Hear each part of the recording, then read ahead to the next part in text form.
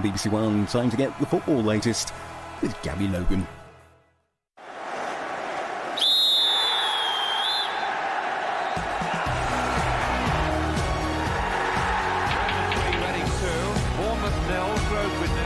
United 0, trying to avoid relegation. He was one of the heroes of the afternoon.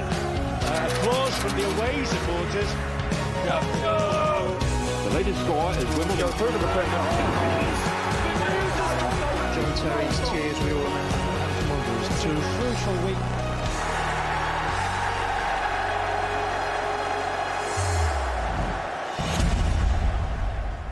Welcome to Final Score. 7 top-flight encounters today mean the Premier League is back in business, back with a bang after the international break. Garth, Crooks and Steve Claridge have been arguing, enlightening us all afternoon on the red button. They're still going at it now. They'll have their say in just a moment. One result already in from the Premier League was the not inconsiderable matter of Liverpool Premier League matches that kicked off at 3 o'clock. And it's Manchester City 4, Aston Villa 1. City will be top of the table this evening. Mario Balotelli's overhead kick set them on their way. Adam Johnson, Vincent Kompany and James Milner also on the score sheet. And it's Norwich 3, Swansea 1. All the goals, the first 3 goals were scored in the 12 minutes of the first half, but there's been another for Norwich from Pilkington in the second half. It's QPR 1, Blackburn Rovers 1. Christopher Samber's header put Blackburn level in this West London match. QPR had led through Heider Helgeson's cross-come shot. It was their first at home in the Premier League. And the deadlock yet to be broken at the Britannia. It's 0-0 there between Stoke and Fulham. And it's Wigan 1, Bolton Wanderers 2. But just as we came on air, it could be 3. It could have been 3. Bolton had a penalty which was missed by Kevin Davis. OK, let's head to our reporters around the grounds and hear a bit more. Damien Johnson is at the Etihad. It looks like it's been a very one-sided affair this afternoon. Yeah, business-like performance from City. The first half all about Mario Balotelli. A brilliant overhead kick gave City the lead. In between running feuds with Villa fans, opponents and teammates alike. Adam Johnson pounced on Stephen Warnock's mistake to make it 2, and Kompany's near-post header extended the lead. Warnock rifled in off the bar for Villa's goal before Milner's 4th just a moment ago. Villa unbeaten, of course, before today. City heading to the top of the league. Yep, there'll be 2 points clear tonight. Let's go to Carrow Road. A very entertaining afternoon, entertaining match from Robin Bailey. Yes, it has been, Gabby, no question about that, as Norwich have another chance here from Pilkington, who's the man of the match so far, because it's funny how the game can change for a player like him. The £2 million signing in the summer from Huddersfield. He missed that sitter at Old Trafford, didn't he, against Manchester United, which may have changed things there. And everyone said, well, how could he miss a chance like that? But he's got a couple of goals in this game. He put Norwich on the road with a goal in the first half, a really clever half volley with his left foot from Morrison's head down. And he's put them 3-1. He put them well in charge of this game now with a lovely spin on the 6-yard box from Bradley Johnson's good work. In between, we've had goals from Russell Martin for Norwich, a header which put them 2-0 up on 10 minutes, and a goal from also from Danny Graham, his second in 2 games for Swansea, put Swansea back in it. Swansea on the back foot now, though, 3-1 Norwich. Thank you, Robin. Let's go round the corner to Loftus Road. Jonathan Ledyard is there. I hear QPR manager Neil Warnock has been remonstrating madly, I think. Half of the course, isn't it? And we're still waiting for the goal rush, really, to be honest, because we had those 2 goals in the first 8 minutes in the first half, courtesy of 2 rocky defences, with a history of conceding. And Adel Taarabt also has been wasteful, uncharacteristically. Typically enlivened Rangers' attacking options, but then he fluffed the chance, dragging a shot way wide when through on goal. Earlier, as you said, Helgeson scored Rangers' first home goal in the Premier League this season, first actually since 1996. Chris Samber then given a free header for Ravers' equaliser, and the chances are coming more through mistakes than any defence-splitting passes. We're still looking for this game, in a sense, to catch fire, and particularly for Taarabt to leave a mark. Either side could snatch this with 12 minutes to go. Jonathan, thank you very much. Let's go to the Britannia Stadium now. Ivan Gaskell said the last time we visited him that he felt a goal was coming. Well, they really can't go much closer, these two sides. John Onorisa has just thundered a free kick against the Stoke crossbar. You know, TV MasterChef Marco Pierre White was here with his Hell's Kitchen Roadshow on Tuesday. Crouch and Upson in the kitchen, and this one has been on a very low heat from the start today, very slow to come to the boil, but it really is beginning to simmer nicely now. Stoke winding up the pressure. Mark Schwartz's goal under increasing siege. Delap struck her post. Wilson has seen a header blocked on the line. Stoke really starting to get on top, but the deadlock not yet broken. I'm not sure how. Against a Fulham side putting up stubborn resistance. They did the double, by the way, against Stoke last season. They're on their way to a point here. If they can hang on, they almost snatched it just there as Risa hit the bar. Crouch and Pennant may yet rue first half missed chances. Danny Murphy not enjoying his day. There's history there. They don't like him here. He's booed from the start, now booked. But you know what they say about the heat, Danny? If you don't like it... I'll finish it off for you then. Get out the kitchen. Interesting, actually, having Zamora and Crouch on show today there with what's happened with Rooney in the last week. They could be instrumental for England. Let's go right back there. Maybe that's why Ivan was stunned. Ivan, tell us a bit about the goal. Stoke 1, Fulham 0. I hate to say so, but I told you so. I think it was John Walters who turned it in. It was Etherington's shot, I believe. Fulham failing to deal with a cross into the box. After all they've done, they'll be disappointed with the way they dealt with that. It was a neat free kick move. It was whipped in from the right, deep. It bounced back to the edge of the box. Etherington tried to strike it. It wasn't clean, but Walters was alert enough to turn it in. It has been coming. Stoke are ahead, and the locals are loving it. He described it pretty well there, Ivan, didn't he? They remind me a little bit about... with Bolton, when they had the success in the Premiership under Sam, where they put the ball in the box and then they work off the second phase, the third phase. We saw ball went in the box. They didn't win it the first one. They didn't win the second one. But he picks up the third one. And it's not a great shot from Etherington. It's a cross goal. It's going wide. But Walters is there. He's got enough about him to see what's happening, and he just diverts the ball into the goal. And that's it. That's the difference between the two. OK, let's go to the DW now. It's been an action-packed afternoon for Richard Askham. Yes, it has, Gabby. It's very tense here as well. We've certainly had an eventful match as Chris Eagles goes for goal, but well saved by Ali Al-Habsi. We've seen Dedrick Boyata miss from just 4 yards, and then you do wonder whether that Kevin Davies spot kick saved by Al-Habsi could be another turning point in this match that has had several. This half has seen Wigan really attack, Gabby, with Hugo Rodallega making a big difference since he came on after the break, but you still perhaps think that the final 5 minutes of the first half could define the match in the end. First, Momo Diame cancelling out Bolton's Rio Coca opener with a fantastic strike. But then just as Wigan were really had the bit between their teeth, they threw it away just before the break. David Ngog finishing well after a mistake from Steve Gahuri. But this match, Gabby, although Bolton are leading, still very much in the balance. Richard, thank you very much. So we've been around all our 3 o'clock kickoffs. First thing to say is that Owen Hargreaves has just come on for Manchester City, his home debut there. Ironically, on the day that it looks like City, all barring a disaster, will go top of the table in their own right. 2 points clear of United. 2 points clear of United. And I think when you see Match of the Day tonight, what you may ask yourself the question, and I go over the weekend, is the power shifting from the red side of Manchester to the blue side of Manchester? Because on this showing, Manchester City looked pretty imperious. Great goals. We'll know next weekend, won't we? Or we'll have a better idea next weekend because there's a Manchester derby. Yeah, but you know, people are going to have to start taking Manchester City very, very seriously about the Premiership title. They've got the players, make no mistake about that. They've got the ammunition, and they've brushed Aston Villa aside today. After about 15, 20 minutes, there was only one team that was going to win this game, and it's been a very, very impressive display. You weren't so sure, and you still feel there's going to be challenges from Chelsea? I think that Chelsea are very much in the equation. For me, they are the team that really have started the season at a little bit lower ebb than everybody else, and have proved, and I think they've got better and better. I like the manager. There's a lot more belief now with the players that have come in. All of a sudden, it's not a stale look about Chelsea. There's not a one-dimensional look with regard to the system and the players they've got. I think there's a little bit of belief now. I think the players have puffed their chest out with the people that have come in, and I think there's more room for optimism there. So they are in it. We talk about the two Manchester clubs, but I would now put them in the equation as well. They also, of course, they kick off at tea time today against Everton. OK, thanks for the moment, guys. Let's check in the Championship, a match affecting the top of the table. And Derby were top for a while, but Southampton got the equaliser at Pride Park. Andrew James is watching to see if there's going to be a winner. Yes, it's hold up at the moment, Gabby, for lengthy treatment to Derby's Stephen Davis, who's got some sort of head injury. He's being stretchered off at the moment. But the story of the day, briefly, Theo Robinson inside the first 5 minutes, putting Derby ahead. Derby starting third today, as you say, Southampton top.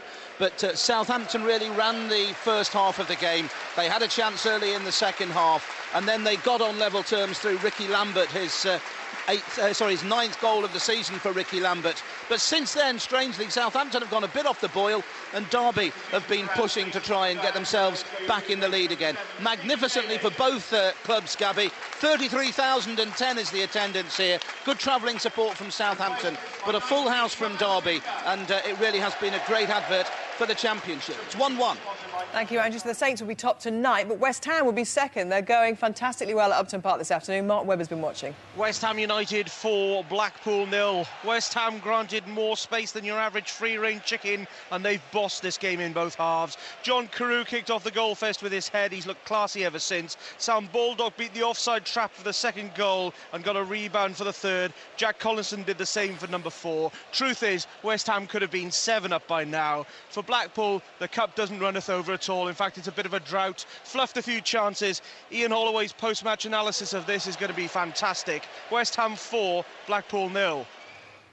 Let's head to Ashton Gate. 2 goals since we were last there, but one's just gone in. Hamish Marshall. It's Bristol City 1, Peterborough 2. The bottom of the table side were the better side for the first 40 minutes of this match, but they went 2 goals down. George Boyd and a Lee Tomlin cracker put Posh on course for the point, but Marvin Elliott has just scored a header, which means that Peterborough are again going to go a game without a clean sheet. The lead 2-1 were inside the last 10 minutes. It's Bristol City throwing everything forward as they try to get themselves off the bottom of the league. Bristol City 1, Peterborough 2. Let's go back to matters affecting the top of the Championship. At the Riverside, Middlesbrough taking on Millwall. Paul Addison watching. 1-1, Gabby, here at this moment, and Middlesbrough had the better of a very poor first half through Barry Robson's goal on 24 minutes, but Millwall have hit back in the second half, and it's been a much better game, and they've been probably the better side despite them being towards the foot of the Championship. They won their first corner early on in that second half, and ricocheted around in the penalty area. The last touch went to Brian Howard. It took all of 15 minutes for us all to decide here who got the last touch. His first goal of the season, and Borough's first conceded in 559 minutes of football. It's Borough on the attack now. They've got a corner, but it's 1-1. Give the goalie something to do. Let's go to the Ricoh Arena now. Steve Lee watching Nottingham Forest in the post-Steve McLaren era, and it's not going much better. No, it goes from bad to worse, really, for Forest. Coventry 1, Forest 0. The Sky Blues heading for only their second home victory of the season, a win that would lift them out of the relegation places. Lukas Jukovic with a second half header, a smart header too from Christie's cross, all of which has hardly made pleasant viewing for Steve Cottrell, their new manager, who's watching and waiting in the stands. Forest, if this score remains, will go into the relegation places. Not a great starting point for Cottrell, who has much on his hands. Coventry 1, Forest 0. Let's go to the Cardiff City Stadium now. Jason Mohammed there with some better news for Wales since the last time we spoke. Yeah, better news, but 2 big talking points here, Gabby, so stay with me. Ball goes into the Cardiff City box on 51 minutes. The assistant referee, Andrew Rodder, appears to flag for a shove, but Michael Chopra pokes the ball over the line. Mr. Rodder's flag goes down. The referee, Dean Whitestone, looks like he's giving a free kick. Chopra doesn't celebrate. Jimmy Bullard asks the ref, "Why's your arm up?" He then celebrates. Mr. Whitehouse obviously says, "I've given a goal." Mr. Whitehouse then, second big talking point, took a clear 3 minutes, I would say, to award a Cardiff City penalty, a clear handball. He consulted the other assistant referee on the other side of the pitch, gives a penalty, which Peter Whittingham converted. 10 out of 10 for these two teams, 1 out of 10 for the match officials.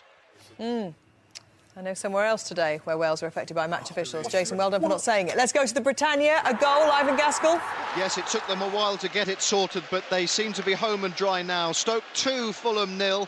Rory Delap. Now, so often Delap sets up danger in the opponent's penalty area from some sort of long throw. This time, Etherington delivered a free kick, and it was Delap on the end of it. A well-taken header, but where was the marking? Schwarzer left flat-footed, and Fulham down and out, I suggest. 2-0. Ivan Gaskell should be an analyst. He's absolutely right. Where was the Risa is the full-back. Not only is he ball watching, he lets the guy come across him and put the ball in the back of the net. I have to say, it's not been a great performance from Fulham. I mean, Stoke deserve their victory. How can you beat QPR 6-0 the last time you were out? Home and away, Yeah, it is. Gabby, home and away. Different team at home, different team away. I think as well, what we've seen it time and time again in recent weeks, when you're defending Garth, all defenders should be is side on. So they can see, we saw it with Skirtle, didn't we? Correct. Where Hernandez ran across him. We see that time and time again, they should be side on. So they can see the goal and they can see the player. He doesn't, and to be fair, it's a simple finish for Stoke. And home and away last season, they beat them 2-0. That was last season. They're not doing that this year. They've got an excuse for everything. I think that was probably their only victory away from home, actually, last year. They didn't do very well away from home last year, no.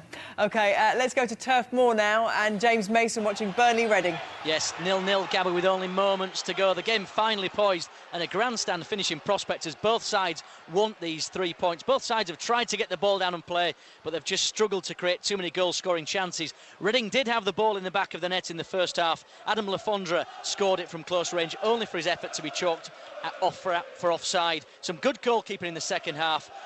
Intriguing last few moments. Will there be a goal? We don't know. Burnley 0, Reading 0.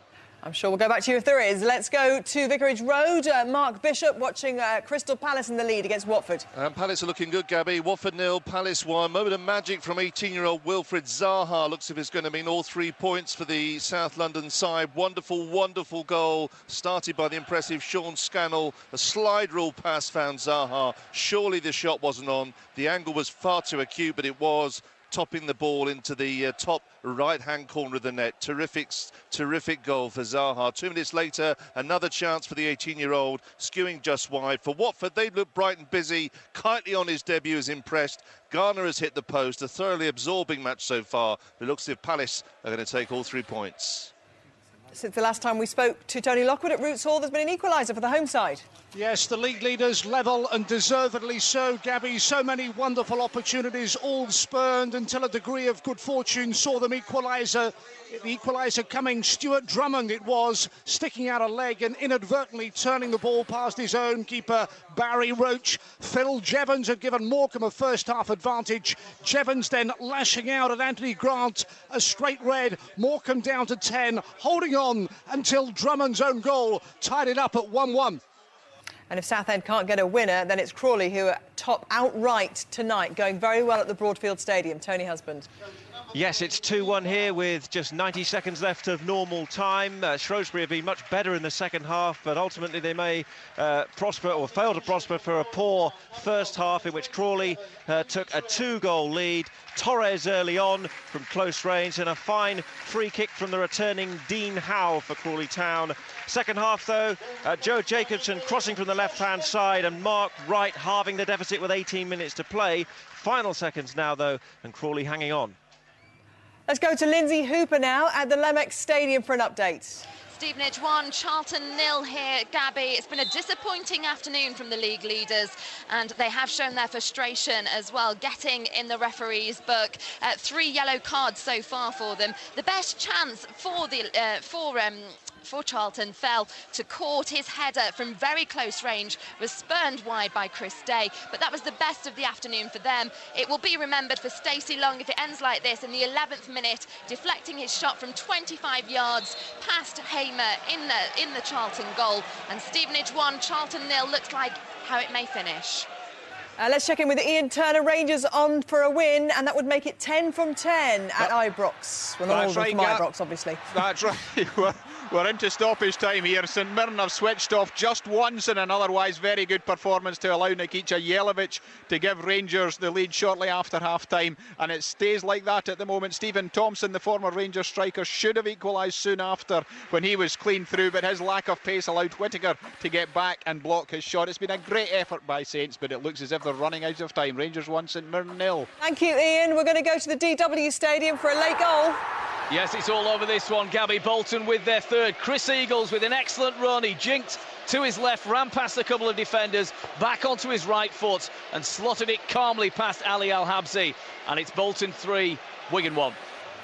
Jordan Rhodes' hat-trick for Huddersfield at St James Park means they'll be second, I think, in League One tonight. But let's talk a little bit about Bolton and Wigan.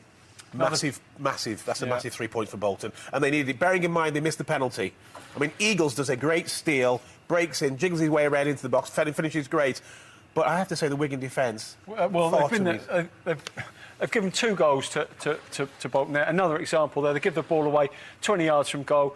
They break again, like they did for the second goal. And to be fair, there's still a little bit for him to do, but Caldwell doesn't exactly cover himself in glory. The win takes Bolton out the bottom 3. Absolutely. It does. It's a massive game, but they have been, some of the defenders have been terrible. West Brom, of course, playing tomorrow, but West Brom, Wigan and Blackburn Rovers all on 5 points, and it's Blackburn Rovers who'll be rock bottom this evening. It's all over at Loftus Road. Jonathan Ledyard. Yes, you're right. The keen-out banners are out again, but the goals and the points have been shared here. Progress in a sense, I suppose, for both after these two shipped 10 goals between them without reply last time out. It was a well-matched contest where both had opportunities to win it, but both really failed to take them, rather like their defences. Helgeson making mugs of the Rovers' back line for the opener. Samba returning the compliment, heading in unmarked 8 minutes later. Even Tarat's introduction in the second half couldn't lift the quality, and frankly, he made a complete hash of a run on goal. Olsen almost snatched it at the end. Keane's critics have more material, though, 1-1. And it's all over at the Etihad, and it's the day that Manchester City went top outright of the Premier League. Damien Johnson. Yes, Gabby, an afternoon to really raise City fans' spirits. Not only did they win comfortably to go top, as you say, they did so with some of the big guns left on the subs bench for greater battles ahead. We even had the first sight of former Manchester United man Owen Hargreaves in the Premier League for City. Mario Balotelli's lovely overhead kick put them ahead. The only downside, perhaps, on the day, some of Balotelli's histrionics and feuding with Villa fans and even his own teammates. Adam Johnson grabbed the second after half-time. Vincent Kompany headed a third. Stephen Warnock's effort briefly threatened a Villa fight-back, but Milner's rifled fourth made it safe for City. City top. And it's all over at the Britannia. Ivan Gaskell saw Stoke run out 2-0 winners. Yes, a game that took an awful long time to take off, but finished with Stoke well and truly flying. Crouch and Pennant missed fine first-half chances as Fulham dug in, and Tony Pulis must have wondered if it might be one of those days. But slowly, surely, Stoke stirred. Delap hit a post, Wilson's header was blocked on the line. Schwarzer eventually beaten by Walters, turning Etherington's misstruck shot in from 3 yards. The job completed when Delap cashed in on a huge hole in Fulham's rearguard, heading gleefully in. Stoke's first league victory in 5 weeks. You can almost taste the relief. 2-0.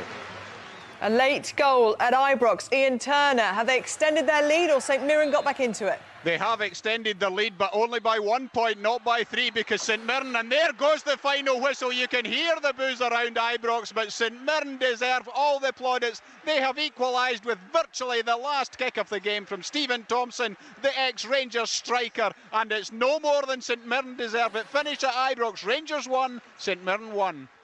And it's all over at Easter Road. Brian McLaughlin. Yeah, the boos ringing round Easter Road at full time. Tell you it was Hibs 0, Motherwell 1, as Motherwell maintain their second place in the SPL table with a victory far more comfortable than the scoreline suggests. Jamie Murphy with the only goal after just 8 minutes, and it was only heroics in the Hibs goal from Graham Stack that ensured the home side were not in the end of a complete thrashing. At Easter Road it finished Hibs 0 and Motherwell 1.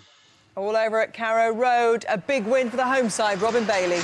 Yes, I'm sorry to say, Gabby, it's another miserable day here for the Welsh, but actually Steve Morrison was the man of the match for me for Norwich, a proud Welshman. But the man of the match will obviously be Anthony Pilkington. 2 goals. Remember, he had that horror miss against Manchester United at Old Trafford 2 weeks ago. He redeemed himself completely today with 2 goals, 1 in each half, 1 in the first minute, which put Norwich on the way. They were 2 up in 10 minutes. Russell Martin got another one. Danny Graham got one back for Swansea, but really Swansea didn't create enough chances here. They looked good at times, but Norwich toughed it out, and that Pilkington third goal sealed it in the end. 3-1 Norwich. It was a match affecting the bottom of the table at the DW Stadium. Richard Ascombe watching Bolton get themselves out of the bottom 3. Yes, Gabby, a crucial win for Bolton after a tense match full of drama, certainly at the end of both halves. The first, when Wigan drew level with a real cracker from Momo Diame to cancel out Nigel Reo-Coker's near-post opener. But just seconds before the break, the Latics handed the psychological edge and the lead back to Bolton. Steve Gahuri dawdling, letting David Ngog, who finished well. Hugo Rodriguez's entrance after the break really pepped up Wigan, and when Kevin Davies had a spot kick save, the home fans started to believe it was going to be their day. But Wanderers it was who sealed it. Chris Eagles finishing a jinky run with a cool finish late on. Let's go to the Riverside now. All over there, Paul Addison watching. And Middlesbrough missed the chance to go top of the Championship tonight. They've been held to a 1-1 draw here by Millwall, fully deserved of that point. Millwall, of course, went into the match in the bottom three. Middlesbrough unbeaten in the league so far, going into the game in the top two. And Barry Robson gave the home side the lead in the first half. 24 minutes, a left-footed shot drilled in past David Ford for his 4th of the season. But Millwall rallied in the second half and they came back into it and got a deserved equaliser. 55 minutes from Liam Trotter after their first corner, and Middlesbrough failed to clear it and conceded for the first time in nearly 600 minutes. Honours even here, Middlesbrough 1, Millwall 1. All over at Vicarage Road as well, and a defeat for the home side. Mark Bishop. Watford 0, Crystal Palace 2. Anything you can do, I can do better was probably what substitute Jermaine Easter was thinking of after smashing an absolute rocket of a shot past Scott Loach. Zaha, Wilfried Zaha, 18 years old, had started the game absolutely on fire and then scored the most incredible goal, firing from the acutest of angles. Watford tried to reply. Kitely impressed on his debut. Joe Garner hit the post. Watford threw everything forward, but in the end, 3 big points for Palace. Watford 0, Crystal Palace 2. And let's get the full update from Upton Park. A big win for West Ham. Mark Webber. West Ham United 4, Blackpool 0. New faces are plenty in this West Ham team, but they played today like old mates with strong intuition. John Carew opening the scoring, Sam Baldock's double, Jack Collinson's goal, but it could have been so many more. They were that strong. Blackpool flattened by the Irons. West Ham United 4, Blackpool 0. Big win for Man City, then they go top of the table tonight. James Milner scoring against his former club, Aston Villa. Let's hear from him now. It's top of the league tonight. How does that feel for you? Yeah, it's obviously nice. Early days, obviously a big game coming up next week, but it's always pleasing and we just need to keep the momentum going and keep winning games. Did the fact that United dropped those points at lunchtime give you an extra incentive? Not really, obviously we had the result, but you go out to win the game either way, so it's obviously handy for us, but maybe in a way it might fire them up a bit even more for next week. So we'll just keep doing what we're doing, concentrate on our business and go out there and try and win football matches. Competition for places is pretty ferocious at the moment, so when you are in the starting lineup, how important is it to get a goal like you did today? Yeah, it always is. You just got to contribute. You want to contribute. You've obviously got a good squad of players, and that's a pleasing thing. If you get a chance, you have to play as well as you can and give the manager a hard time. But we've got so many games coming up. We're playing every few days. Everyone's going to get more than enough opportunities to play the games, and when they do, like I say, we're very fortunate to have a lot of world-class players. So. OK, let's go to Pride Park. It's all over there. A game affecting the top of the table, and Southampton managed to grab the point to stay top. Andrew James. Yes, and to be fair, Gabby, that's how it was. Derby went 1-0 up inside 5 minutes. Southampton, though, were the better side in the first half. They continued to threaten in the second, and they got the equalising goal, a 9th of the season for Ricky Lambert. But strangely, Southampton became subdued after that. They made their 3 substitutions, but it was Derby that finished the stronger, and in the end, they couldn't quite force a winning goal. 33,010 here. Magnificent game for the fans of both teams. Derby County 1, Southampton 1. Let's go to Turf Moor for goal news. It must be the last kick of the game, James Mason. Possibly so, Gabby. I suggested there may have been a goal in it, and it's gone to Reading in the 9th minute of time added on. That 9 minutes warranted because J-Tab was on the deck for a lengthy injury earlier on. But it's Jem Karachan, a substitute, who scored. It's surely going to give all 3 points to Reading. Burnley 0, Reading 1. OK, thank you very much. Let's get the full classified results now with Tim Gudgin.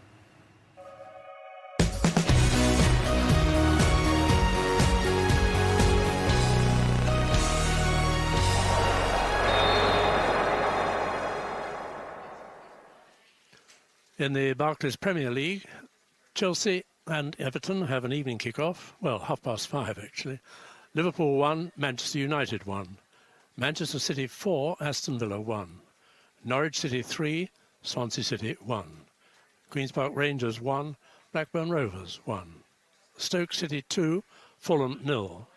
Wigan Athletic 1, Bolton Wanderers 3. In the Empire Championship, Brighton Hove Albion, Hull City kick off in about 20 minutes. Bristol City 1, Peterborough United 2. Burnley 0, Reading 1 is the latest score. Cardiff City 2, Ipswich Town 2. Coventry City 1, Nottingham Forest 0.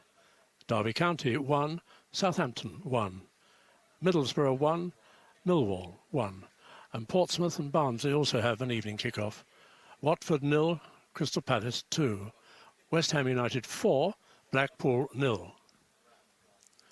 In League One, Brentford 0, Scunthorpe United 0, Chesterfield 1, Notts County 3, Exeter City 0, Huddersfield Town 4, Hartlepool United 1, Wycombe Wanderers 3, Leyton Orient 1, Bury 0, Milton Keynes Dons 2, AFC Bournemouth 2, Rochdale 2, Colchester United 2, Stevenage 1, Charlton Athletic 0, Tranmere Rovers 1, Oldham Athletic 0, Walsall 1, Preston North End 0, and Yeovil Town 0, Carlisle United 3.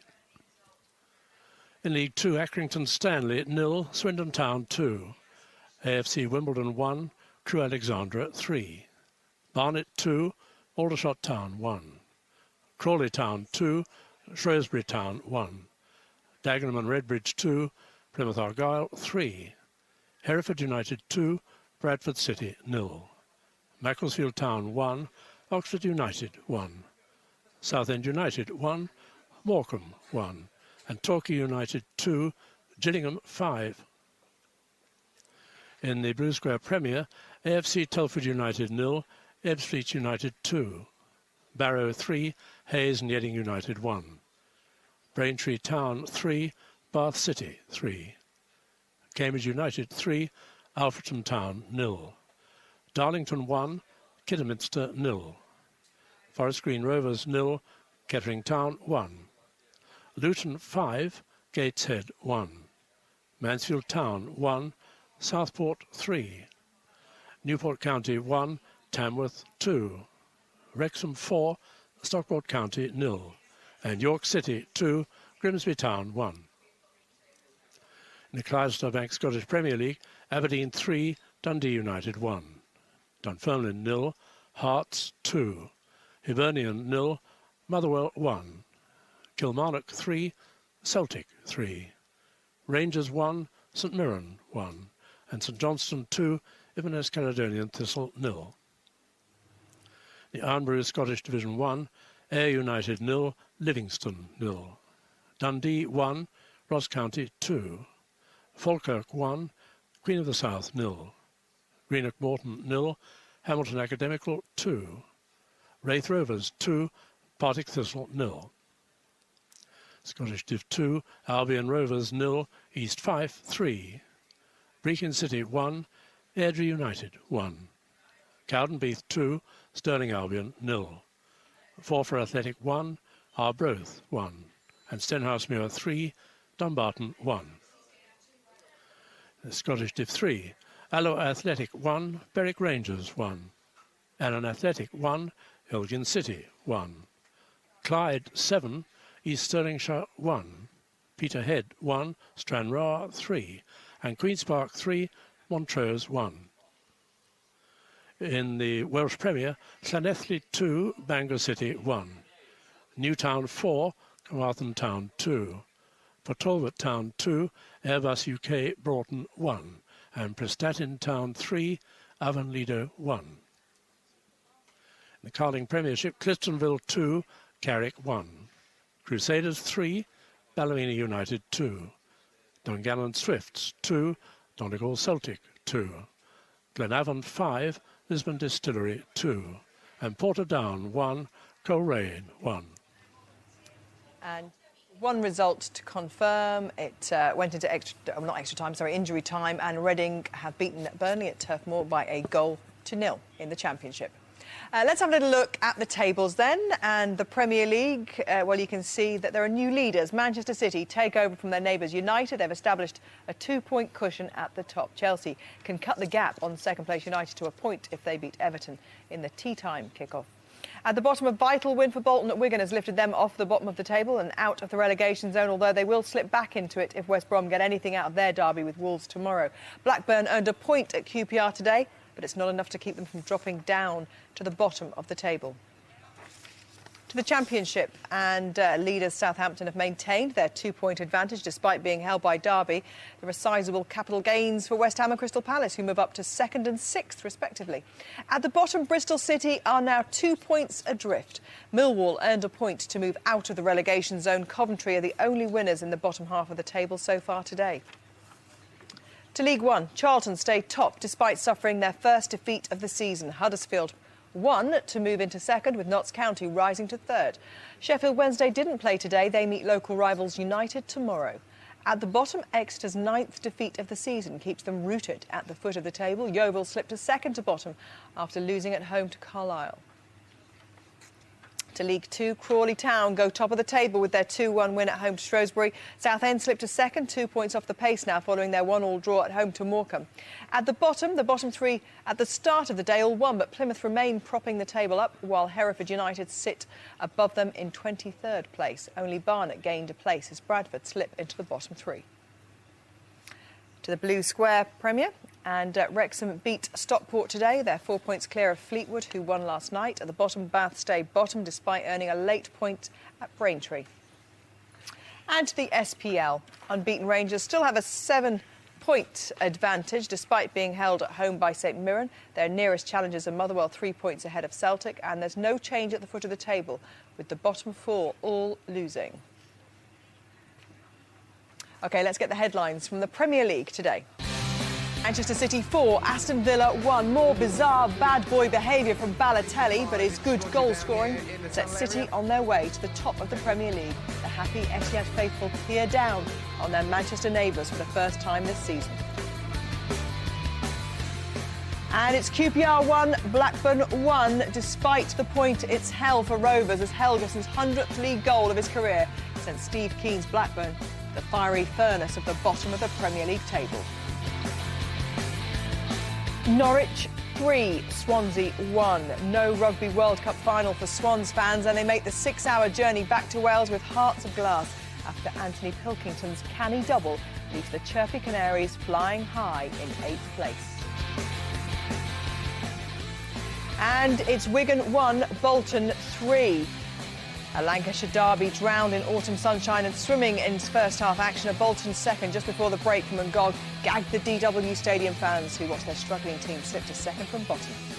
And it's Stoke 2, Fulham 0. A scrappy late one from Walters sends Stoke waltzing up to 7th in the table before Rory Delap's header seals Fulham's fate. Tough man Martin Yole still unable to get the powder puff West Londoners into the winning groove so far this season. More reaction on the red button. Stay with us for interviews and reaction from these guys. From all of us, though, goodbye.